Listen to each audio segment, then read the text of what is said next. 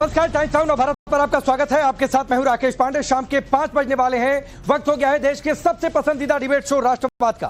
राष्ट्रवाद यानी देश से बढ़कर कुछ नहीं। और आज का सवाल कि भगवाए हिंद बनाम बंटवाए हिंद, हिंदू एकता पर आर पार क्यों? मंदिर पर पत्थर तो साजिश, मुहर्रम हिंसा पर तुष्टिकरण वाला कार्ड कौन चल रहा है? कल देश भर में मुहर्रम का जुलूस निकला, ताजिए निकाले गए। आज यूपी, बिहार, मध्य प्रदेश से लेकर बिहार तक बवाल पथराव की तस्वीरें सामने आ गई। तलवारें, लाठियां लहराई गई, घरों पर सफेद पाउडर तक फेंके गए। बिहार में बीजेपी कह रही है सब विपक्ष की साजिश है। इधर कल बाबा के भगवाए हिंद वाले बयान पर सियासी बवाल मचा है। कांग्रेस कह रही है बंटवाए हिंद को रोकना होगा। आरजेडी कह रही है देश किसी के ज्ञान से नहीं चलेगा, संविधान से चलेगा। करेंगे इन सब पर डिबेट, लेकिन पहले इस रिपोर्ट को देखिए।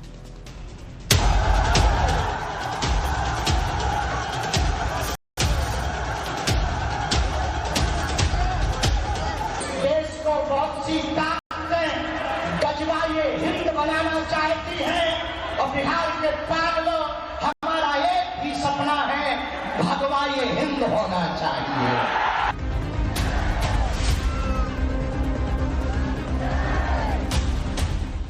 केवल कपड़े पहनने से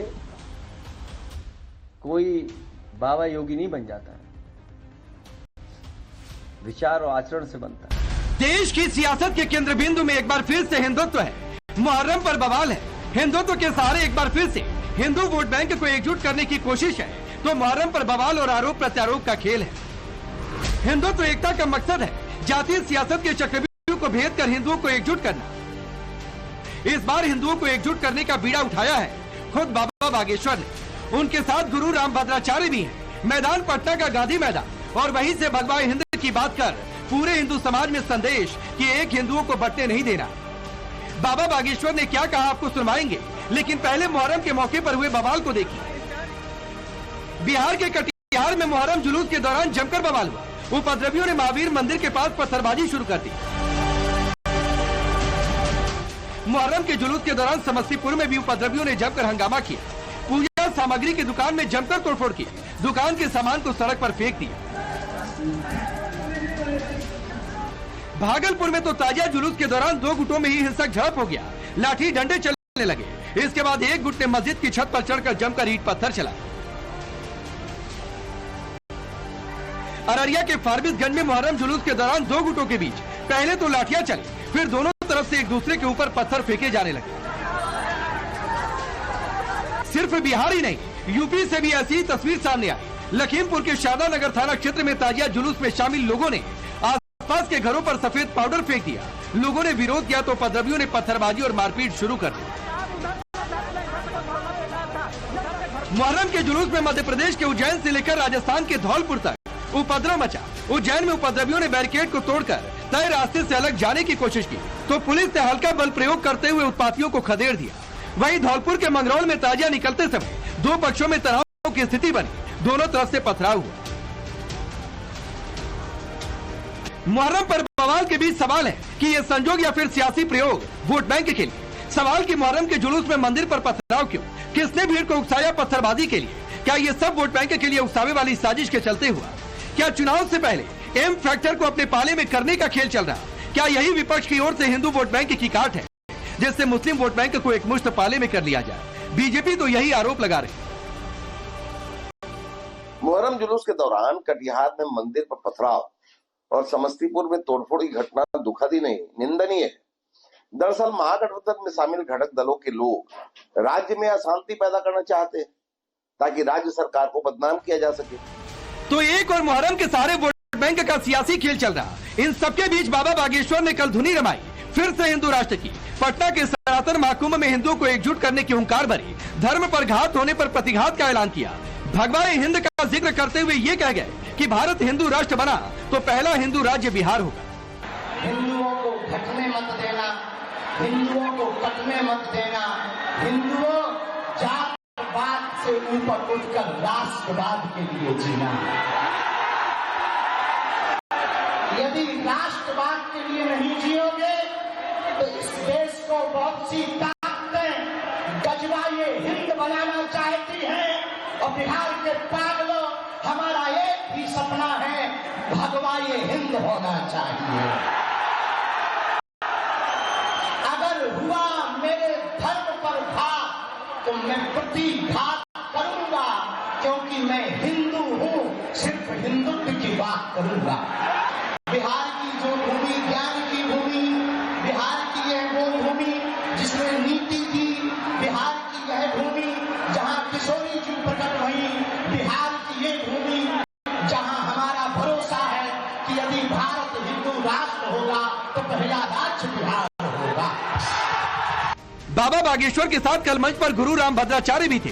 उन्होंने भी दो टूक कह दिया कि सनातन को काटने वाले खुद कट जाएंगे, सत्ता सिर्फ उन्हें मिलेगी जो हिंदुत्व के लिए संघर्ष कर रहे हैं, और 21वीं सदी में देश को हिंदू राष्ट्र बनना ही पड़ेगा। सनातन धर्म को जो बांटना चाहेगा, मेरी भविष्यवाणी है, वो स्वयं ही बट जाएगा,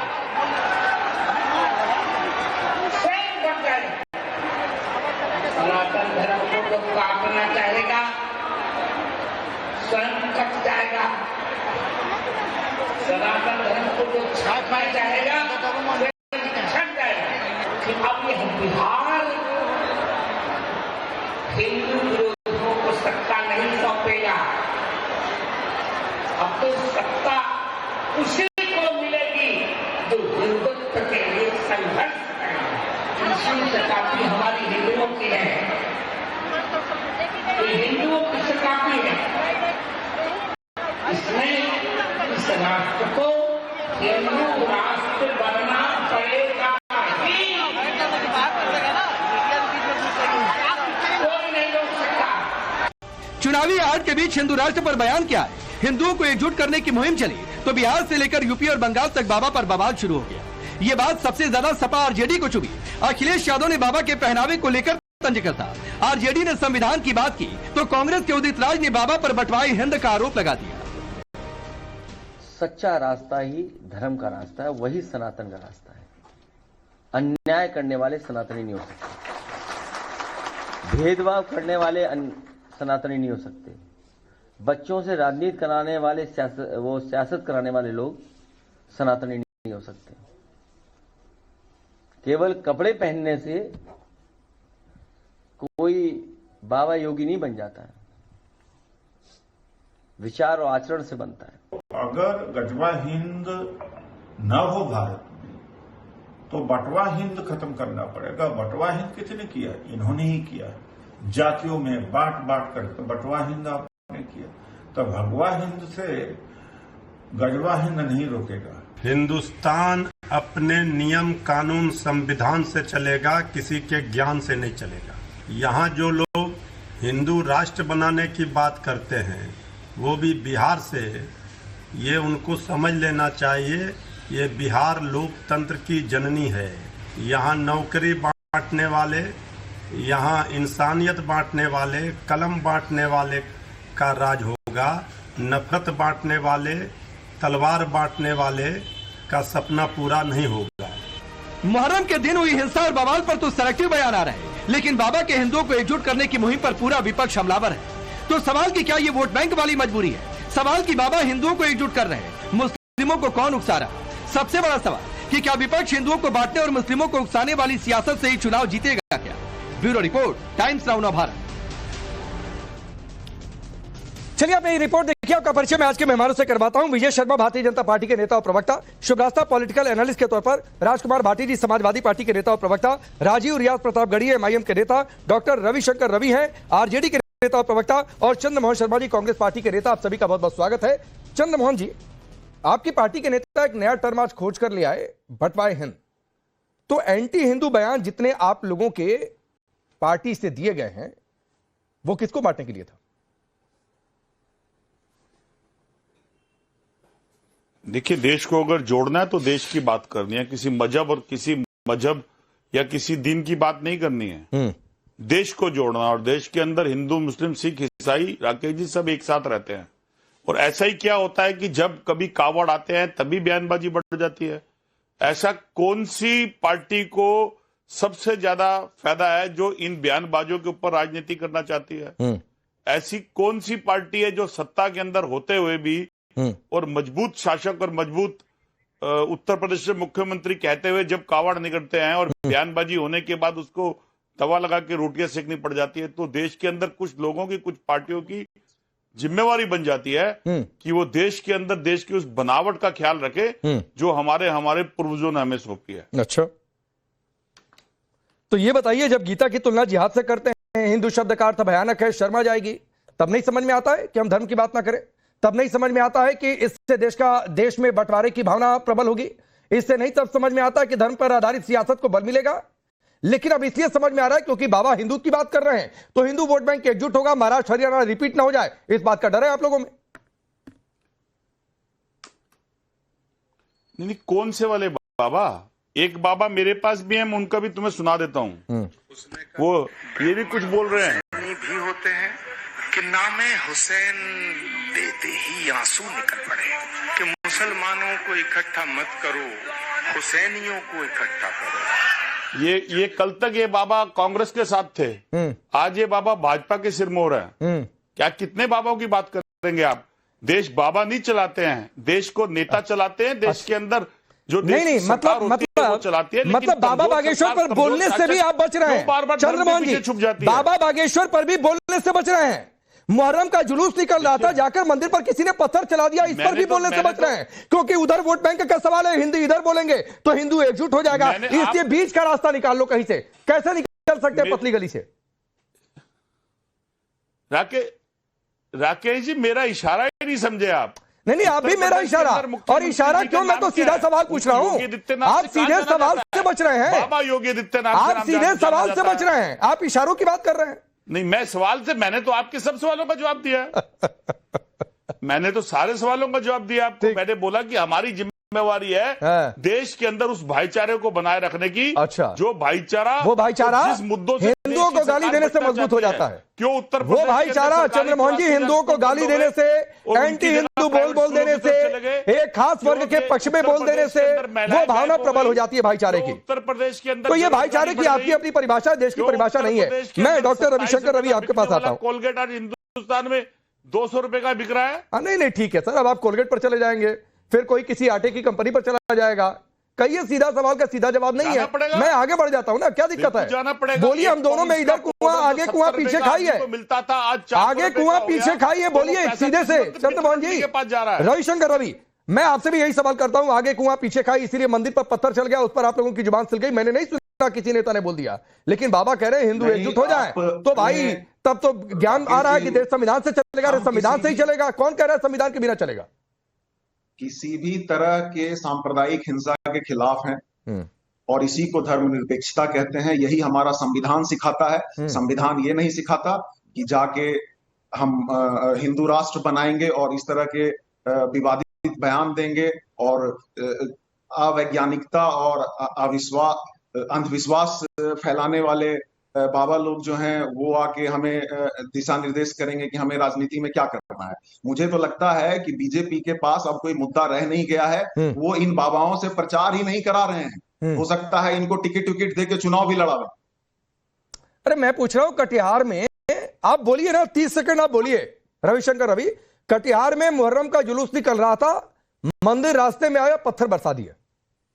भाई, पुलिस प्रशासन तो आपको पता है बिहार की क्या स्थिति है। नहीं, पत्थर बरसाने वालों पर बोलिए ना। कानून व्यवस्था पर मैं बातचीत कर लूंगा। मैं मान रहा हूं बिहार में कानून व्यवस्था की स्थिति इस समय बेहतर नहीं है। आपकी ये बात को मैं सेकंड कर रहा हूं। ये जिम्मेवारी किसकी है? वहां जो भी उसकी इंक्वायरी होनी चाहिए। घटना की जो गुनहगार लोग हैं उसको पकड़ो। अच्छा, मतलब एक खास वर्ग ने, एक खास वर्ग के लोगों ने पत्थर बरसा दिया तो उसकी इंक्वायरी होगी। नीतीश जी चले गए हैं और मैं और अगर उसी वर्ग पर कोई कुछ कह देगा तो फिर कहेंगे अरे बाप रे, संविधान की धज्जियां उड़ गई। ऐसे संविधान चलेगा क्या? नीतीश जी, अगर आज नीतीश जी अच्छी अवस्था में होते, शायद, मुझे ऐसा लगता है, तो ये सब नहीं हो रहा। प्लीज ना रविशंकर रवि, सीधे सवाल पर आइए भाई।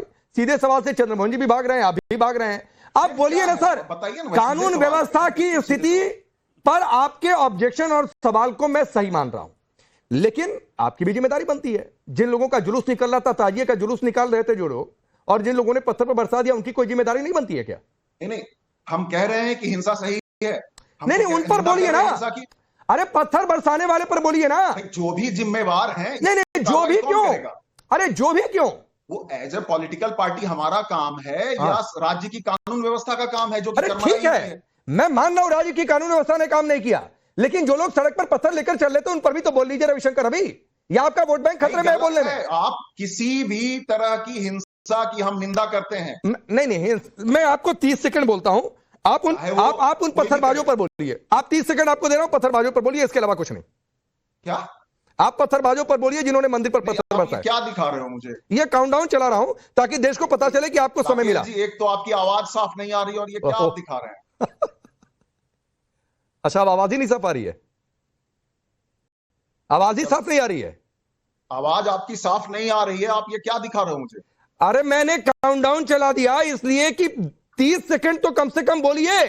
जो पत्थर बरसा रहे थे, अपना और सबका समय खराब कर रहे हैं। अच्छा, ये समय खराब हो गया, इनको या बोला नहीं जा, समय खराब हो गया। नहीं, आप सारे मेहमानों को बुला के आप मुझे घड़ी दिखा रहे हैं, इसका क्या मतलब है?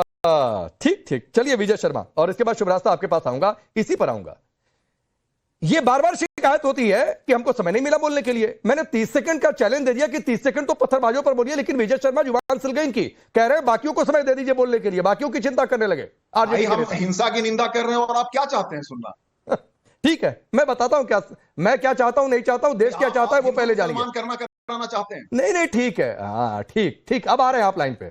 अब आप रवि भाई आप आ रहे हैं लाइन पे, जो आपकी पॉलिटिक्स की लाइन है आप उस पर आ रहे हैं। विजय शर्मा, आप लोग यही, अरे आप लोग नहीं भाई, आप लोग क्या कर रहे हैं प्लीज। विजय शर्मा बोलिए। जी देखिए राकेश जी, एक परंपरा बन गई है, होड़ मची हुई है तुष्टीकरण की चाशनी में खोने की। आपने देखा होगा 60 करोड़ से ज्यादा हिंदू कुंभ में स्नान करते हैं।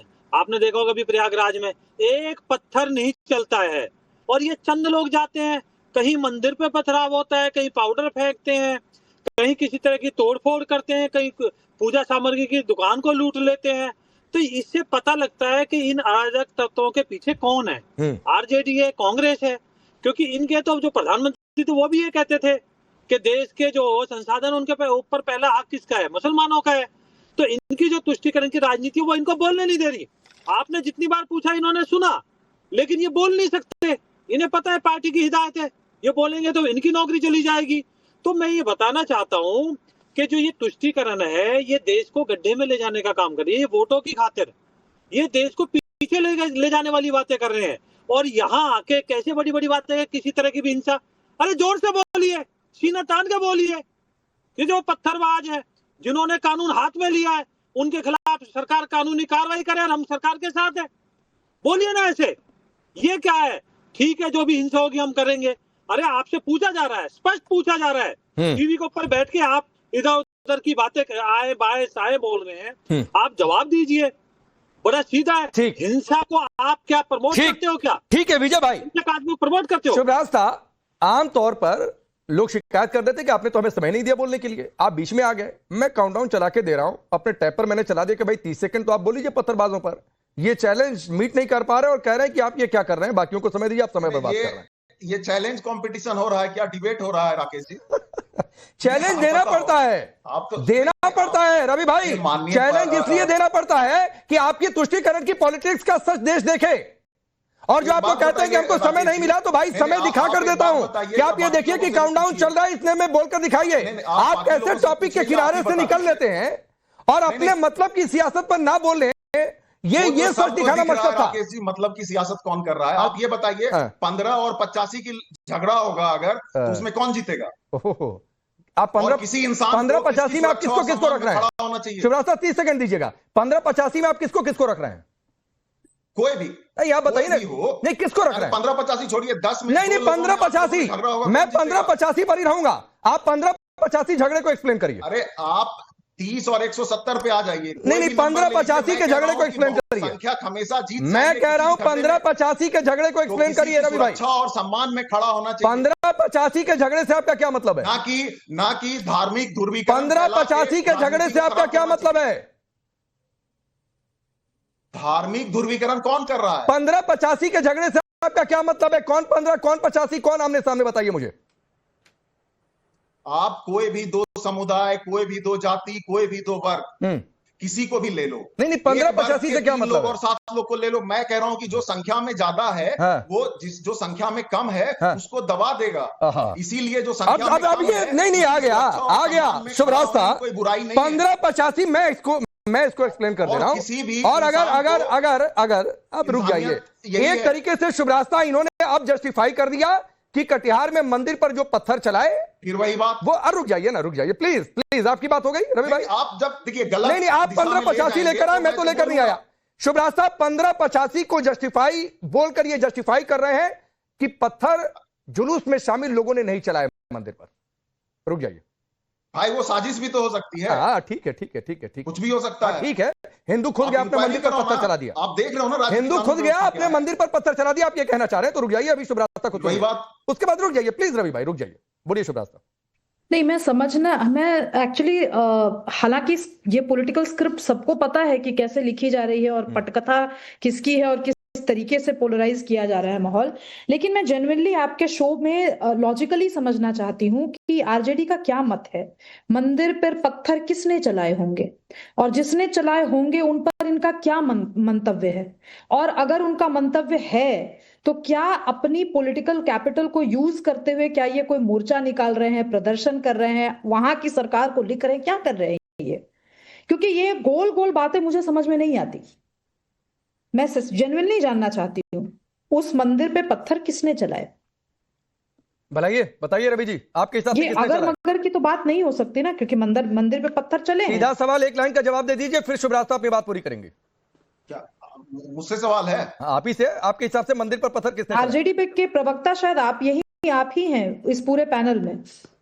हाँ, तो आप ये कह रहे हैं कि किसने चलाए होंगे? कि आरजेडी का क्या मत है, तो आप ही से सवाल। गलत है, हम निंदा करते हैं, कार्रवाई होनी चाहिए। नहीं मैं पूछ रही हूँ किसने चलाए रवि शंकर जी, क्योंकि बिहार के नागरिक आप हैं, बिहार में आप हैं।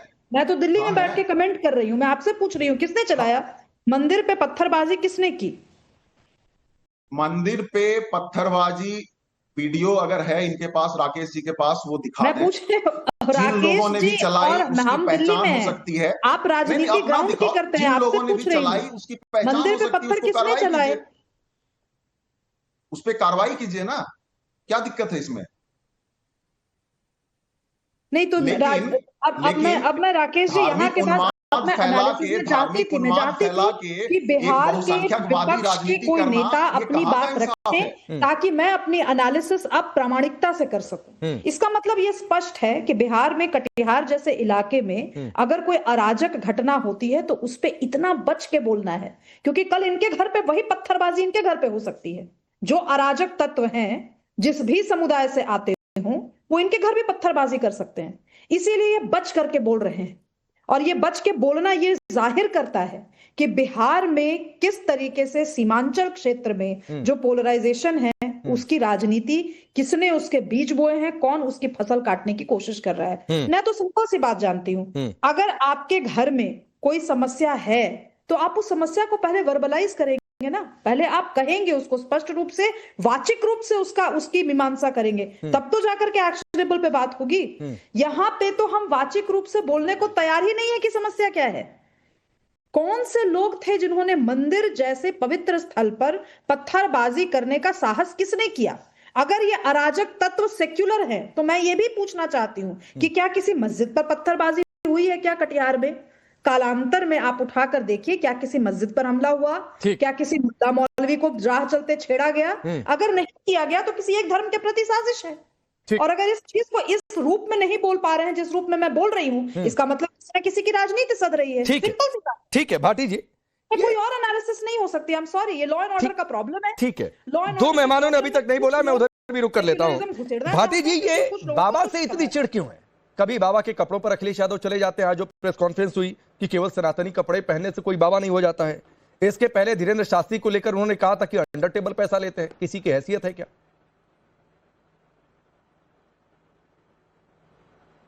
राकेश जी, अब तक आपने जितने भी प्रश्न उठाए हैं मैं एक एक प्रश्न का जवाब दूंगा और विषय से बिल्कुल इधर उधर नहीं जाऊंगा। बस कृपया मुझे थोड़ा सा अनइरप्टेड समय दे दें, बीच में न टोकें, मेरी बात पूरी होने दें, ज्यादा समय कतई नहीं लूंगा। जो बिहार में दो घटनाएं हुई हैं मुहर्रम के दिन, एक गोपालगंज में, एक कटिहार में। गोपालगंज में मुहर्रम में शामिल एक ही समुदाय के 2 ग्रुपों में आपस में झगड़ा हुआ और फिर पत्थरबाजी हुई, और कटिहार में 2 अलग अलग समुदाय के 2 ग्रुपों में झगड़ा हुआ और पत्थरबाजी हुई, और उनमें से कुछ पत्थर मंदिर की तरफ भी जाकर गिरे। बहुत मामूली झड़प हुई है, ना कोई घायल हुआ है, ना कोई बहुत बड़ा नुकसान हुआ है। पुलिस ने कंट्रोल कर लिया है। इसे तूल देना और 2 समुदायों के बीच में वैमनस पैदा करना और अफवाह फैलाना और ऐसे कह के पेश करना कि मंदिर पे हमला हुआ है, यह देश के लिए बहुत खतरनाक है, समाज के लिए, सद्भाव के लिए, शांति के लिए बहुत खतरनाक है। पत्थर जिसने भी फेंका वो अपराधी है, चाहे हिंदू हो या मुसलमान। कोई मुसलमान अगर मंदिर पर पत्थर फेंकता है, सख्त कार्रवाई होनी चाहिए, कोई रियायत नहीं होनी चाहिए, बिल्कुल गलत है। अब मैं आगे बढ़ता हूं महाराज वाली बात पे।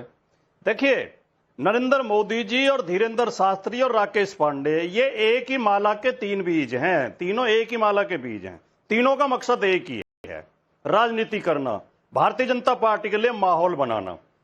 जो राजनीतिक लोग करेंगे, क्योंकि बिहार में चुनाव है, तो बिहार पे ही तो राकेश पांडे जी चर्चा करेंगे और धीरेंद्र शास्त्री भी बिहार पहुंच गए, वहीं पर कथा करेंगे।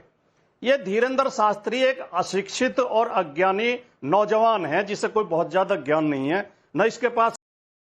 बाबा वागीश्वर से कभी ये जानने की कोशिश की है कि उनके अंदर कितना ज्ञान है या नहीं है? अब मैं बोलूं? बोलिए सर, बोलिए। बोलूं अब मैं, आपकी अनुमति हो तो। देखिए, आपको गुस्सा आना स्वाभाविक है, क्योंकि आप उसी टीम के मेंबर हैं। नहीं प्लीज ये टैगिंग मत करिए भाटी जी। आप किस टीम के मेंबर हैं, मैं टैग करना शुरू करूंगा तो ये आपके लिए भी ठीक नहीं होगा और मेरे लिए भी ठीक नहीं होगा। तो ये टैगिंग का खेल मत खेला करिए। टैगिंग का खेल खेलेंगे फिर इधर से भी शुरू होगा। नहीं, मेरे ख्याल से आप अपनी बारी पे हमें और हमारी पार्टी को खूब गाली देते हैं। मैं कोई गाली नहीं दे रहा हूं। आप कोई भी एक असंसदीय शब्द का मैंने इस्तेमाल किया हो, आप मुझे टोक दीजिए, मैं मुझे नहीं बोलने देना। आपको मुझे नहीं बोलने देना, आप उठा दें, क्योंकि मैं बिल्कुल नहीं है, मैं बोलने दे रहा हूं, लेकिन आप अनर्गल आरोप मत लगाइए भाटी जी। आप अनर्गल आरोप मत लगाइए, आप ऐसा अक्सर नहीं करते हैं। आप लगातार गुस्सा हो रहे हैं। देखिए, सुनिए राकेश पांडे जी, जो चीज आपके खिलाफ जा रही है, जिसे आप प्रेम करते हैं, जिसे आप मदद पहुंचाना चाहते हैं, अगर मैं उसकी पोल पर, आप ऐसा आप लगातार गुस्सा हो रहे हैं। देखिए, सुनिए राकेश पांडे जी, जो चीज आपके खिलाफ जा रही है, जिसे आप प्रेम करते हैं, जिसे आप मदद पहुंचाना चाहते हैं, अगर मैं उसकी पोल पट्टी खोल रहा हूं तो आप मुझे बोलने नहीं दे रहे हैं। तो ये काहे की डिबेट है? डिबेट का मतलब है आप अपनी बात कहें, मैं अपनी बात कहूंगा। मैं तो डंके की चोट पे कहूंगा, आप मुझे कहने दें तो कहूं मैं। और आपने तय कर लिया कि नहीं, बागेश्वर के खिलाफ और मोदी के खिलाफ और बीजेपी के खिलाफ मेरे चैनल पर कोई नहीं बोलेगा, तो फिर मैं नहीं बोलूंगा। मैं ये बिल्कुल नहीं कह रहा हूं कि आप मत बोलिए, आप बोलिए, लेकिन कुछ तो फैक्ट रखिए। आप किसी को अज्ञानी कह देंगे तो कभी आपने कोई बातचीत की है? आपको क्या अंदाजा है कि बाबा बागेश्वर को कितना ज्ञान है या फिर नहीं है? मैं तो इतना ही तो पूछ रहा हूं। मैं बोलता हूं धीरेंद्र शास्त्री में इतना साहस है नहीं कि मुझसे बात कर सके। आप अपने चैनल पर आमंत्रित कर लीजिए, मैं घंटे 2 घंटे बात करने को तैयार हूं, और मैं अध्यात्म से, धर्म से संबंधित सवाल पूछूंगा, वो एक भी सवाल के जवाब नहीं दे पाएंगे। और अज्ञानता तो यही झलकती है। वो कह रहे हैं कि भगवाए हिंद, अरे हिंदू राष्ट्र बनाने जा रहे हो, हिंदी में नारा तो गढ़ लो। भगवाए हिंद तो उर्दू में हुआ, उर्दू का नारा वो बोल रहे हैं। इन्हें इतनी भी इनकी शिक्षा नहीं है। खैर, मैं आगे बढ़ता हूं। देखिए, ये धीरेंद्र शास्त्री ऐसी खराब बातें बोलता है। यहाँ ग्रेटर नोएडा में कथा की, बोले जिस महिला की मांग में सिंदूर भर रहा हो, समझो उस प्लॉट की रजिस्ट्री हो चुकी है, और जिसकी मांग खाली हो, समझो प्लॉट खाली है। जो ऐसे अपशब्द बोलता हो, हमें संत कैसे मान लें? ये बीजेपी का प्रचार करने के लिए बिहार गए हैं, वहां इसलिए भगवाए हिंद का नारा लगा रहे हैं क्योंकि ये बीजेपी को सूट करता है। और आपने जो शुरू में रिपोर्ट दिखाई थी राकेश पांडे जी, मैं उस पर भी स्पष्ट करना चाहता हूं, ये जो हमारा मीडिया कुछ घटनाओं को चुन के चूज कर करके केवल ये दिखाता है कि मुसलमानों ने हिंदुओं पर हमला किया, कहीं हिंदू भी मुसलमानों पर हमला करते हैं। मीडिया को दोनों को निष्पक्ष बताना चाहिए। सुनिए, हमने तो कहीं लिखा ही नहीं मुसलमानों ने। मैं विजय जी 10 सेकंड, हमने कहीं लिखा नहीं कि मुसलमानों ने हिंदुओं पर हमला कर दिया। तोड़ देते हैं भाटी जी, यही आप सियासत कर रहे हैं। तो हमने कहीं रिपोर्ट में नहीं लिखा है। आपको चैलेंज देता हूं कि मुसलमानों ने हिंदुओं पर हमला कर दिया। आप अपनी पॉलिटिक्स और चुनावी रैलियों में और जाकर पब्लिक के बीच किया करिए। हमने कहीं नहीं लिखा है कि मुसलमानों ने हिंदुओं पर हमला किया। हाँ, ये जरूर लिखा है कि मंदिर पर पथराव हुआ, मंदिर के पास पथराव हुआ, जुलूस में शामिल लोगों ने किया, ये जरूर लिखा हुआ है। आप उसमें हिंदू मुस्लिम लेकर आ रहे हैं। विजय जी कुछ कहना चाह रहे हैं, उनको सुन लीजिए पहले। मैं बोल रहा हूँ पार्टी साहब 2-3 क्वेश्चन है। आप बड़े सम्मानित और संयमित प्रवक्ता हो। आज मैं बड़ा निराश हुआ हूँ आपकी बात सुन के। आपने किस तरह से हिंदू धर्म को लज्जित करने का काम किया है। मुझे लगता है कि आपके ऊपर पार्टी का दबाव होगा, क्योंकि समाजवादी पार्टी की यही परंपरा रही है, साधुओं के ऊपर गोली चलवाना, हिंदुओं को मरवाना। आपके जो नेताजी थे वो तो खुद कहते थे मैंने 16 हिंदुओं को मरवाया है, 2017 में बोला था उन्होंने लखनऊ में। और आप जो इस तरह की बातें कर रहे हो, ये संस्कार झलकते हैं, ये समाजवादी पार्टी के संस्कार हैं, हिंदुओं को गाली देना। राम मंदिर का अगर कहीं किसी तरह का कोई प्रोग्राम होता है उसका आप बाइकआउट करते हो, जब प्राण प्रतिष्ठा होती है उसका बाइकआउट करते हो, सूर्य नमस्कार कुछ भी हो, आपके पार्टी इसी तरह की बातें करती है। आप धीरेन्द्र शास्त्री को ज्ञान बांटने वाले और लाइसेंस बांटने वाले कौन होते हो कि उनको कितना ज्ञान है? ठीक, अरे भाई वो ठीक है। मैं भारती जी आप रिप्लाई करना चाह रहे हैं, लेकिन राजीव रियाज ने नहीं तक बोला। 30 सेकंड और दे दीजिए, फिर आ जाऊंगा। आप रिप्लाई करिए, फिर शुभराज साहब के पास आता हूं। लीजिए 10 सेकंड, लीजिए 10 सेकंड, लीजिए सर 10 सेकंड लीजिए, कोई अन्याय नहीं। जब इनकी जुबान बंद रहती थी, चुप तक कराइए। विजय जी सुन लीजिए, 10 सेकंड सुन लीजिए। राजीव भाई गुस्सा हो रहे होंगे, अभी तक नहीं गया। मेरी सुन ले आप। विजय जी ने कहा कि मुलायम सिंह यादव ने 16 हिंदुओं की हत्या कराई थी। बीजेपी ने तो 72 हिंदुओं की हत्या कराई थी राजस्थान में।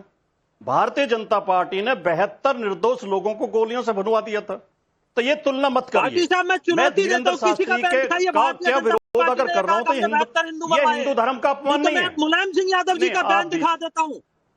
आप बीच में बोल रहे हैं, मैं ऐसा बहस नहीं करता, ऐसा मैं डिबेट नहीं करता। लखनऊ में अपने बेटे की पुत्रवधू की जनसभा में बोला था, आप बीच में चिल्ला रहे हैं। चुनौती देता हूँ, ठीक, आप बताइए। नहीं, कोई बातचीत आप करेंगे डिबेट में, कई बार काउंटर हो जाता है भाटी जी, ऐसे नहीं होता है कि मैं डिबेट नहीं करूंगा। 10 सेकंड और लीजिए, फिर मैं राजीव भाई 10 सेकंड और दे देंगे। इतना मैंने उनकी बात मैंने भी तो शांति। ठीक है विजय भाई 10 सेकंड प्लीज। नहीं, मैं केवल इतना कहना चाहता हूं कि किसी के पाखंड का, अंधविश्वास का, लूट का, ठगी का विरोध करना हिंदू धर्म का अपमान कैसे हो गया? हम तो हिंदू धर्म को ज्ञान विज्ञान के रास्ते पे लेना चाह रहे हैं, ले जाना चाह रहे हैं। हिंदू धर्म की प्रगति चाहते हैं, हिंदुओं की उन्नति चाहते हैं। आप हिंदुओं को पाखंडी बना रहे हैं। नहीं, आप 10 सेकंड हो गए आपके हिसाब से बाबा बागेश्वर पाखंडी है। 27,000 और उनकी सभाओं में जितने लोगों की भीड़ जाती है वो पाखंड के रास्ते पर चल रहे हैं। 100%। हाँ, वो इसलिए आप पाखंडी कह रहे हैं कि 100%, क्योंकि आपकी जातीय सियासत पर खतरा। मैं आऊंगा इस पर शुभराज साहब आपके पास, लेकिन उससे पहले राजीव भाई, गजवाए हिंद पर इतना खुलकर बोलते हुए मैंने कभी नहीं सुना होगा जितना लोग भगवाए हिंद पर बोल रहे हैं। जबकि गजवाए हिंद कितनी बड़ी साजिश रही हिंदुस्तान के खिलाफ, ये हमने कई बार एजेंसियों ने इस बात की चर्चा भी की है। तो क्या सिर्फ इससे वोट बैंक मिल जाएगा क्या? देखिए, मुझे भी 2 मिनट दीजिएगा बोलने के लिए राकेश भाई, क्योंकि जब भी चुनाव आता है तो भारतीय जनता पार्टी साल 2 साल पहले बाबाओं की टोली छोड़ देती है। और इस बार तो ऐसे पाखंडी बाबा को छोड़ा है जिसने हिंदू धर्म को तोड़ने का काम किया है। ये वही नाबीना बाबा है जिनकी आंखों में रोशनी नहीं है। इन्होंने कहा था कि उपाध्याय, पाठक, चौबे ये सब नीच कुल के ब्राह्मण है। जो राम को भजे उच्च है, जो नीचे जो चाम को भजे वो चमार है। ऐसे आदमी को जेल में होना चाहिए। सुनिए एक मिनट राजीव भाई, सुनिए ना, मैं आपको बिल्कुल 2 मिनट से पहले नहीं बोलता, लेकिन मैं फिर कह रहा हूं सर, मेरे मंच से किसी साधु संत को गाली मत दीजिए कि किसी की नजर, किसी की दृष्टि नहीं है, किसी की आंख में रोशनी नहीं है, मत ऐसे किया करिए। मैं फिर बोलने नहीं दूंगा। मैं 25 कोई किसी को गाली देगा भाटी जी, मैं उसके खिलाफ हूं। लेकिन आपकी नजर में आपको बड़ा आनंद मिल गया ना भाटी जी। राजीव रियाज ने यह कह दिया कि राम भद्राचार्य जी की आंखों में रोशनी नहीं है, तो आपको बड़ा आनंद मिल गया। नहीं, वो तो और इस पर मैं ऑब्जेक्ट कर रहा हूं, तो ये ऑब्जेक्शन आपको बुरा लग रहा है? कोई तो सच बोलने की हिम्मत कर रहा है। सवाल ये है, अच्छा, ये आपको सच लग रहा है सर? देश भी देख रहा है आपके सच को। बोलिए राजीव भाई, बोलिए आप। मैं चैलेंज कर रहा हूं और मैं चैलेंज कर रहा हूं दोनों बाबाओं को, और जितने बाबा हैं ये एक तहसील नहीं बना सकते हिंदू। आप राष्ट्र की बात कर रहे हैं, ये देश को तोड़ने वाले लोग हैं। आप समझिए कि यादव सिर्फ जो है दूध पैदा करेगा, दूध पिलाएगा, ब्राह्मणों को दूध पिलाएगा, लेकिन यादव कथावाचक नहीं हो सकता है। कौन कह रहा है नहीं हो सकता है? से पवित्र किया जाएगा। कौन कह रहा है नहीं हो सकता है?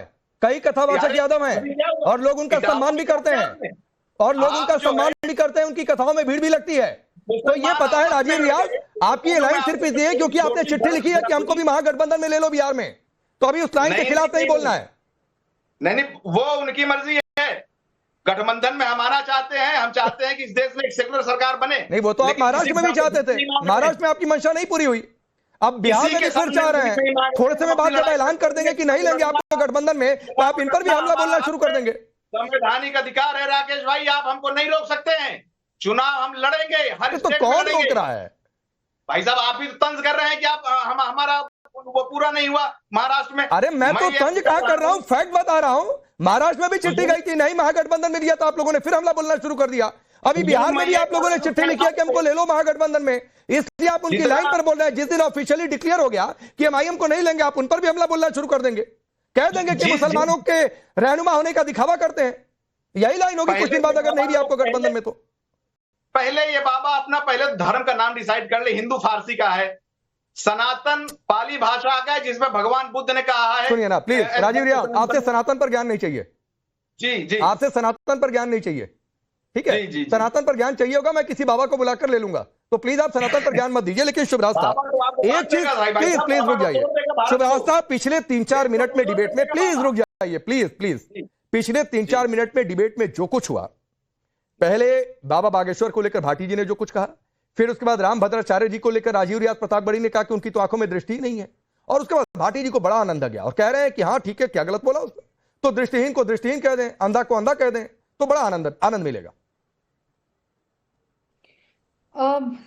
राकेश जी, जो भी हुआ है अभी वो बहुत दुखद है, क्योंकि रामभद्राचार्य जी को लेकर के जिस तरीके की टीका टिप्पणी की गई है वो करोड़ों हिंदुओं की भावनाओं को आहत करता है। इसके लिए कोई ठेस पहुंचाया है। रामभद्राचार्य ने मेरी भावना को ठेस पहुंचाया, उसका हिसाब कौन करेगा? क्या भावना को ठेस पहुंच गई? क्या एंटी मुस्लिम उन्होंने बोल दिया? तो अभी रुक जाइए राजीव रियाज, रुक जाइए, थोड़ा सा सुन लीजिए प्लीज, बोलिए शुभराज साहब। भावनाएं, मुझे नहीं पता था कि भावनाएं आहत होती हैं तो किसी का ऐसे मजाक उड़ाया जाता है, और भावनाएं आहत हुई हैं इस पे बात भी नहीं की जाती। मेरी भावनाएं आहत हुई, मेरे जैसे करोड़ों हिंदुओं की भावनाएं आहत हुई हैं। अब आप ये चुनाव में समझाते रहिएगा कि कैसे भावनाएं आहत नहीं हुई, ये मेरा काम नहीं है, ये आप राजनेताओं का काम है। दूसरी चीज, आपको अगर किसी चीज से इशू है तो आप उनके बरस कुछ और संत खड़े करते ना। अगर आपको लगता है कि भारतीय संत समाज इतना ही पॉलिटिकल है, इतना ही राजनैतिक है, भारतीय संत समाज को इतना गलिबल है कि उसको कोई भी राजनेता, कोई भी पॉलिटिकल पार्टी उठा करके अपने फायदे के लिए यूज कर सकती है, तो आप लोगों को भी चाहिए कि आप अपने हिसाब के संत ढूंढ लीजिए। आप में अगर मादा है तो आप वैसे आचार्य ढूंढिए जो आपकी राजनीति को पोषित करते हो, पर आप नहीं कर सकते क्योंकि आपके मन में, मैं बता, सुनिए प्रतापगढ़ी, जब चुप होकर सुनिए, जब आप बोल रहे थे तो मैं कुछ नहीं कह रही थी। जितने नेता यहाँ बैठे जब बात कर रहे थे मैं चुपचाप सुन रही थी उनकी बात। आपकी राजनीति में अगर मादा है तो आप हिंदू सनातन धर्म के कुछ ऐसे आचार्यों और कुछ ऐसे संतों को खड़ा करिए जो भाजपा के बरस आपकी राजनीति में आपका साथ दे सके, और नहीं कर सकते तो करोड़ों लाखों हिंदुओं की भावनाओं का, ठीक है, इतना ही वक्त है भाटी जी, क्योंकि ये जनतंत्र, भाटी जी लोकतंत्र, समय नहीं है। लेकिन एक एडवाइस जो शुभरास्ता ने दी है, मुझे लगता है कि शायद डायरेक्ट संतों पर बोलने की बजाय अगर आपको लगता है कि ये संत हिंदुत्व की मर्यादा के विरुद्ध हैं, तो खड़ा करिए नया संत, या फिर किसी ऐसे संत को लेकर आइए जो कहें कि हाँ ये, लेकिन आप खुद ही डिक्लेयर करते हैं कि ये बाबा पाखंडी हैं, मठाधीश माफिया एक जैसे हैं, तो ऐसे नहीं चलेगा। फिर वही होता है, फिर आप लोग कहते हैं कि ईवीएम कैसा एक हो जाता है। आप सबका बहुत बहुत शुक्रिया।